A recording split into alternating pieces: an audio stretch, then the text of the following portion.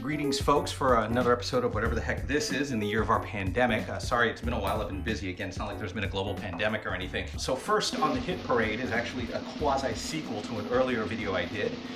And just came in from Entertainment Earth. Look at that. Boba Fett, all right? And, you know, the thing about this one is the packaging is pretty much identical to the one from my other video, except they took off the, you know, with missile-firing backpack sticker on there. And it's funny because you can see where that would have been, you know, on the original or on the other one. The other differentiating factor, obviously, is the figures on the back is more reflective of this line. Again, one of the rarest is called the 20 back Boba. It's one of the most rarest figures ever, and it was named that way because it had 20 figures in back. But anyways, I digress as usual. So there he is, Boba Fett. I'm gonna take him out of the box. Into these things, it's like a rabid dog. All right, so there he is Boba Fett. All right, now the pluses and minuses of this. This actually looks like a reissue, which was good because when I ordered it, I was wondering if it was going to be a reissue or an all-new design. Now, before you say, hey, you know, why don't you go for a reissue? It's because of this. Remember, this thing originally came out, you know, during the prequel era. And in the prequel era, we actually knew what Boba Fett looked like. So there was a lot of speculation as to whether they would actually release, you know, a removable helmet. And I think, oh, come on, folks. Yes, removable helmet. There he is, Tamura Morrison in all his glory, also known as Aquaman's dad. Again, I may have had the original and lost it, which is why I tore apart everything trying to look for it. But you can see there's nice indentations in the ears.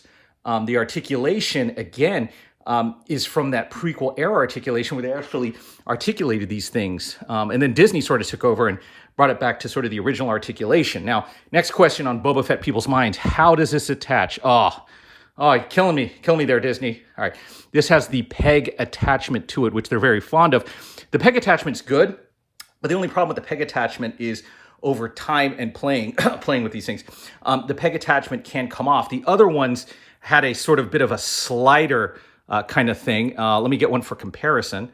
Again, I keep coming back to the Power of the Force. This is the Power of the Force one. Again, they were all jacked. Oh, sorry about that. They were all jacked up in Power of the Force. But one of the best things about this one is she's got this sort of slider thing. So, you know, you throw this in your little toy box and it doesn't really come off. This sucker you throw in the toy box and this thing, you know, this thing's gone, and then you're spending 20 minutes, you know, not listening to your wife or kids trying to find a stupid little backpack. But now as far as articulation goes on this, it's got that high quality articulation from, you know, it's from this line, but it's also, like I said, because it's a reissue, you know, it also has that same articulation of that sort of Clone Wars or prequel era line when they actually, you know, went crazy with the articulation. So let me see what accessories he has. He's got his standard sawed-off shotgun here, sort of there. The only thing that slightly disappoints me about this, again, I have another one that has sort of the flames coming out of his arm. Jeez, come on, focus, people, focus. Take your Ritalin. There you go. That actually looks more like a prequel-era blaster, maybe, but it doesn't quite look like his dad's blaster. Again, I don't remember that in the canon, but the cool part is it fits here. And, you know, past generations don't know how much it ticked us off that they didn't have anything. One minor detail. It was on the old one. He's supposed to have little spikes on the tip of his boots. Again, this one sort of doesn't have that. But why did I, you know, expend exorbitant amounts of money in my kids' college fund on getting yet another action figure? Well, it's because it goes with this bad boy. Kids, stretch now, because when you get older, you really need to stretch. All right, it goes with that. That's Slave 1. That's a Slave 1 that released this year, and that's why I said this is a quasi-sequel sort of video, so we can see to scale the pilot that's supposed to be here. And for substitution's sake, I actually had a Boba Fett figure, but it was the wrong one. So I'm going to go ahead and replace him.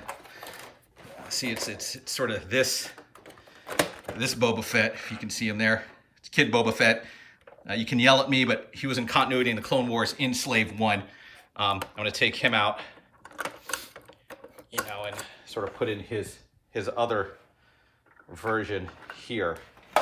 Again, the peg is probably okay for this, so you can sit them up here. I mean, that might be why they went with the peg. But the nice part about this is it sort of clips in, so he doesn't have to be in a seated position, because as you know, with these figures, when they re-release them, there's some of them, their posability is completely different. Oh my goodness, I'm gonna need to, there we go. Now his arms are out because I haven't figured out how to do that, but you can see, you know, it looks pretty cool in there. So let's see him in comparison. Now, one of the things, darn, this thing came out. One of the things we want to do for comparison here is take this guy out, okay? Now, this is my main qualm with this. I don't know. I don't know, folks. I don't know what you think. It's a little, scales a little bit off there. Little bit off, but we'll see. All right, that's been my Boba Fett unpacking. Sorry, kids, I was gonna do other stuff on this, but this is getting way too long in one type of thing. But one other thing I want to point out, you know, when you have such a character-specific vehicle, one of the things that I think you need to do is sort of tailor it to that character, especially, oh man, I lost his blaster, especially a reissue of someone as important as Boba Fett. So what we have to do here is see exactly where his accessories can go, or if they took that into account there. So that's the interior of this. I don't know if you can see that. Where would it go? Aha, there's a tiny, is there a compartment? Well, number one, he's got pegs for feet here. So he can do that. You know, you can sort of see it right there. Second thing, you know, where can the accessories go? I'm not 100% sure yet. You do have this weird sort of coffin thing that they put on here that you assume would be for bounties. But what I'm gonna do is, yeah, you could put his blaster in there, or more importantly, his jetpack, because that's the main thing I was looking for. You know, is there a peg or a space to hang the jetpack? Wait a second, Kenner, don't let me down. Oh my goodness, do we have it? We have it. We have it there, folks. I don't know if you can see that. We can hang the backpack on there. So kudos to Hasbro for doing that. That way the whole figure stays intact. And you can put them, again, standing inside this thing. So overall, if you're gonna get, you know, the Boba Fett figure with the Slave One, you know, you paid a lot of money for the Slave One, might as well go all the way. But you know, that's been my review of the Boba Fett. Oh, last but not least, Pre Vizsla, our friend here, Pre Vizsla. Okay, so he's from an older Clone Wars line, so we'll line them together. They look pretty decent together. They're pretty much, oh, cool. We can do the you know, do the whole dishonorable thing and switch their helmets. Yeah. No, it doesn't work. It's a little loose on there, but and this one's more, you know, animated style.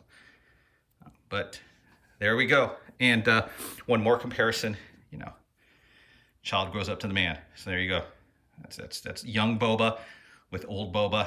And remember, after his dad Jango was decapitated, young Boba did pilot the Slave One in the old painting. Again, I don't know when Boba got this thing repainted, but there it is. There's my Boba Fett action figure review.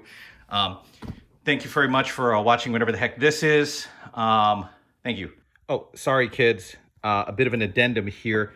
So I had a really hard time putting him in the thing. And if you notice, these little clips sort of hold them in place, but they come out, which is a good thing, because I needed that to clip young Boba in. But old Boba, you know, his clip doesn't work as well. So just got to put him in there. Other thing, too, you want to figure out here is, does this move? No, doesn't move. Doesn't move. And we have a nice, one other thing they sort of did differently. On the old one, the Wookiee braids were a bit of a tiny cloth thing. This one isn't. This sort of a plastic. I don't know if that's a plus or a minus, depending on how you look at it. But that's just one little extra detail here. All right, thanks. Bye.